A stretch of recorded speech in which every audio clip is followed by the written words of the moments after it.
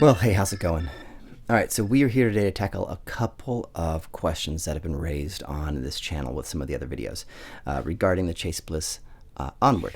And how does it handle stereo signals coming in regards to its own stereo spread, the meso switch, the spread switch, that sort of thing. And then also, let's talk about the tap tempo feature that it has, subdivisions, how to do that, how to get in and out of it, but also MIDI clock. How does it handle MIDI clock?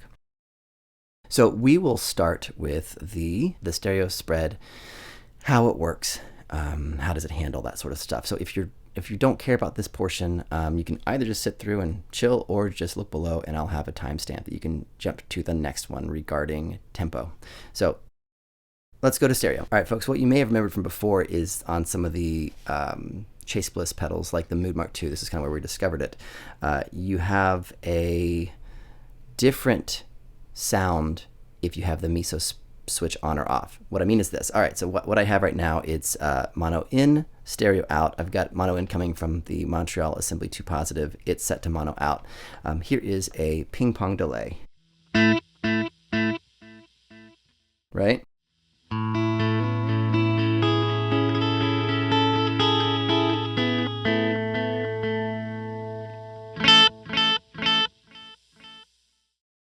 Now that is, I have the meso switch on, and then the spread switch. Let's turn that one on. Same kind of thing. What do we do?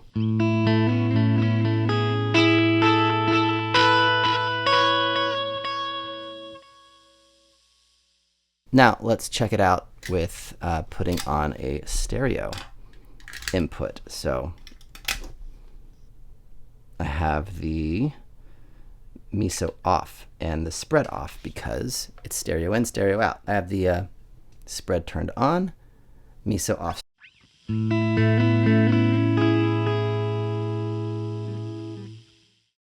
Not the ping pong. And that's based on whether or not you have the meso switch on. So technically I could do this, put meso on even though there's stereo going in, and we'll still get a bit of ping pong.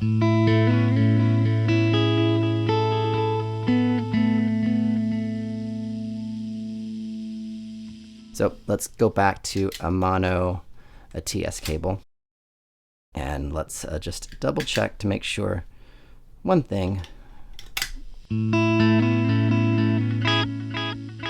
Okay, so as we could tell, when we switch the meso off on this, what does it do? Right? It changes. It doesn't have the same stereo image. And the question was, all that to say, the question was, does the Onward do the same thing? So to make that happen, let me go ahead and put a mono in, because I want to know, and it's not meso anymore on here, I want to know about the Onward and how it does it with meso on. So let's just dive it into it, both sides. Let's start with the glitch. Mono in, stereo out.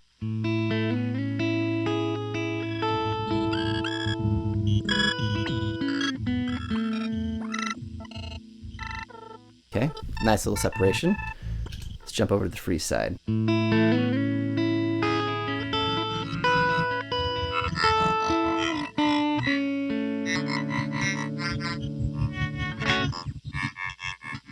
And then of course together.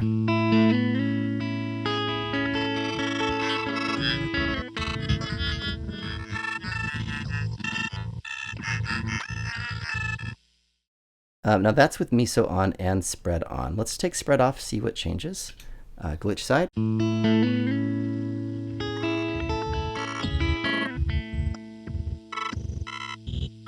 Okay, that stereo image now is just right down the middle. It's still stereo, but more like dual mono. It's not bouncing back and forth with the spread off. Onto the free side.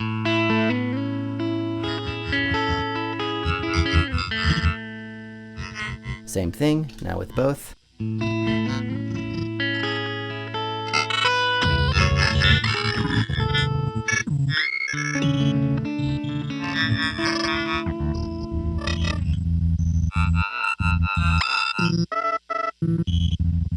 So it's when we engage that spread switch that we get that spread. Okay, now the question being is, let's send a stereo signal into the Onward. And then what does it do? So turn that off.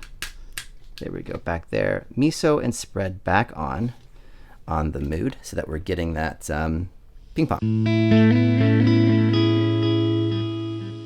All right, so miso can come off here because it's not on. So miso off, spread off on the onward, and dry. All right, still there. Miso, well, it's not miso on.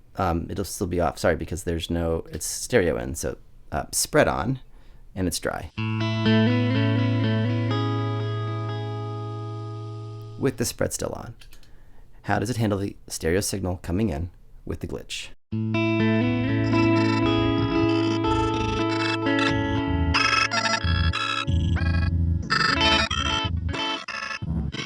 As you can tell, the stereo spread from the incoming signal on the mood is still ping pong, while the stereo on the glitch is also spread out and wide. Let's try it on the free side.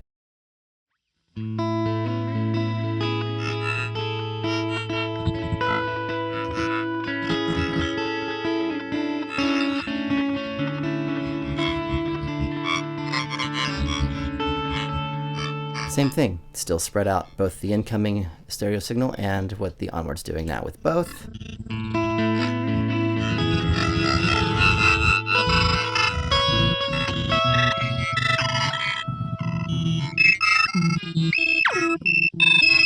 All right, so it's doing it. It's maintaining its stereo width. Now that's with spread on. Let's turn spread off. And now what does the incoming signal sound like dry? Okay, still ping-ponged now with the glitch. Listen to both the incoming signal and the glitch.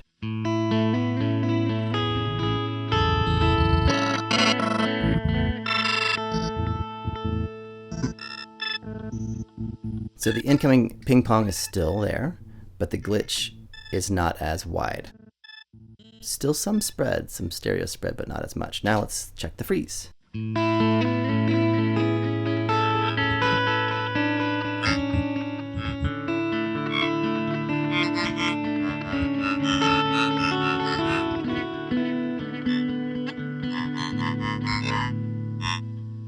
Still there. There is some spread, but not as wide now with both.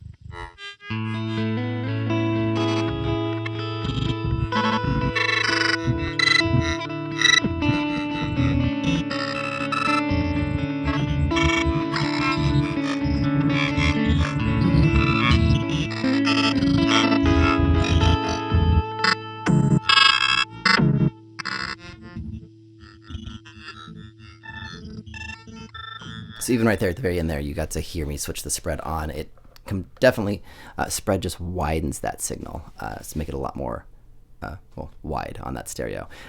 Spread off, it still does what it does. So there's no concern.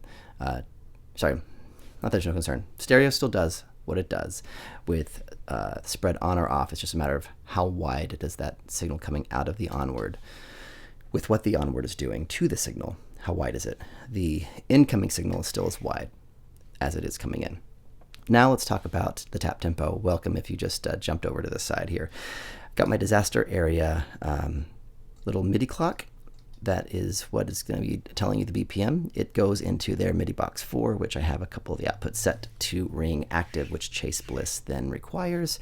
Currently just going into the mood, and then we'll end up putting it into the onward too. So let's hear the mood just on the tempo.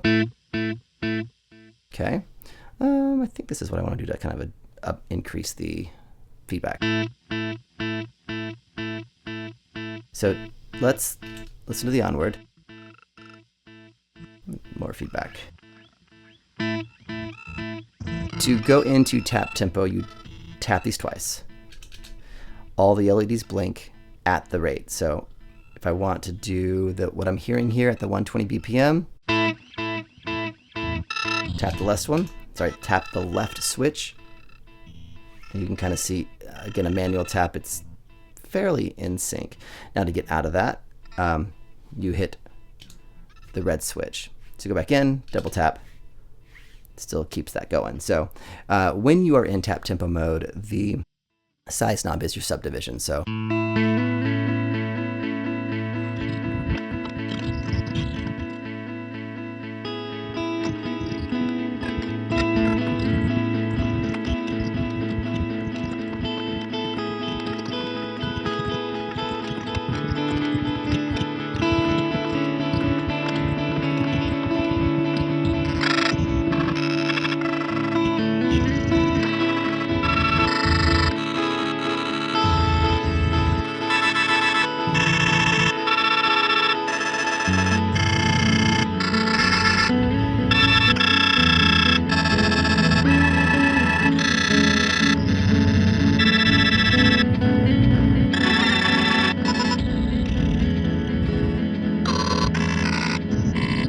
Okay, so then you tap out of it, it still retains that. Now what happens to the size knob? Let's check.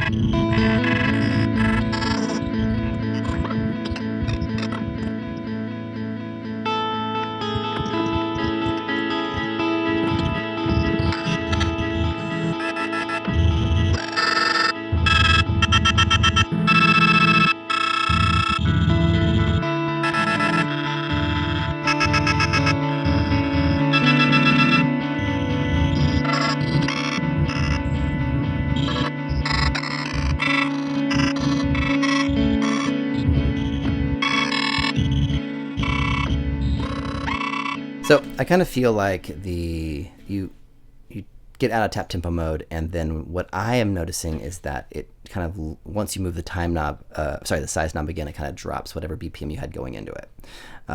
So while it was tap tempo mode on, so double tapped, there you go, you tap in your tempo, it matches, good to go. Change the size knob, and you can adjust the subdivisions, but once you tap out of that and it's just like glitch side on, for example, then what you have is a normal acting size knob. At least that's what it appeared to me. All right, let's put in the MIDI switch on the Onward. So now we have it being controlled, both the Onward and the mood, with the disaster area switch, sorry.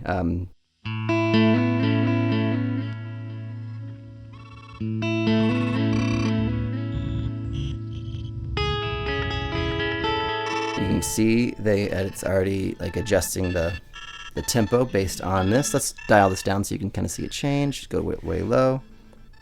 You can see that's already changed. So as it sends a new MIDI clock, it adjusts. So right.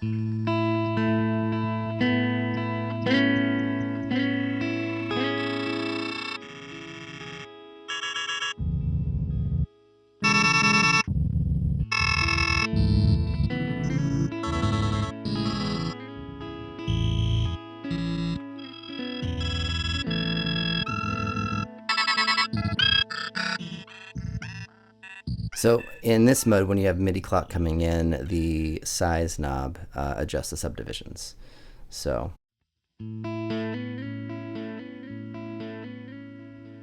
go back to 120.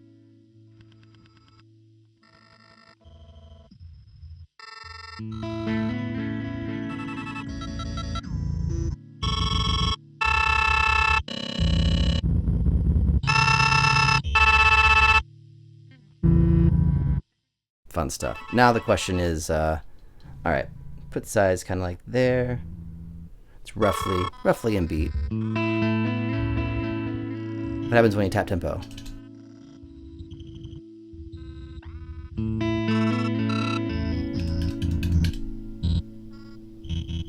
Did you see that?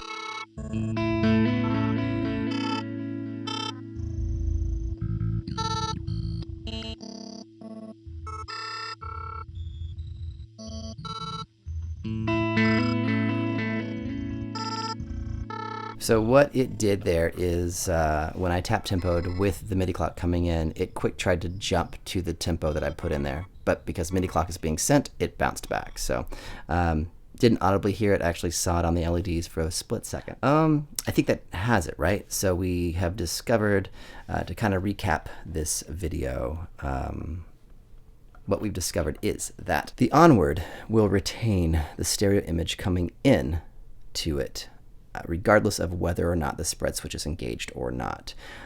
Obviously, if MISO is on, it's expecting a mono signal. So if MISO is off, it's expecting a stereo signal. But the spread switch is what really makes the difference on how wide the Onward's effects are. So you have the spread off, they're still stereo, the Onward's effects. Incoming stereo is still stereo as it is coming in. Onward's effects have a little bit of width. Turn the spread on, and Onward's effects increase in their width without altering the width of the incoming effect. So that's that. When it comes to tap tempoing, again, double tap in, that gets you in the tap tempo mode, and as long as there's no MIDI being sent, no MIDI clock being sent, you tap it on the left switch, adjust the size knob for subdivisions, tap out to get out. When you are then having a MIDI clock sent in, then it's like as if it's always in tap mode, so you can adjust the size knob as a subdivision. Tapping it doesn't really do anything because it quick bounces back once it gets that MIDI clock.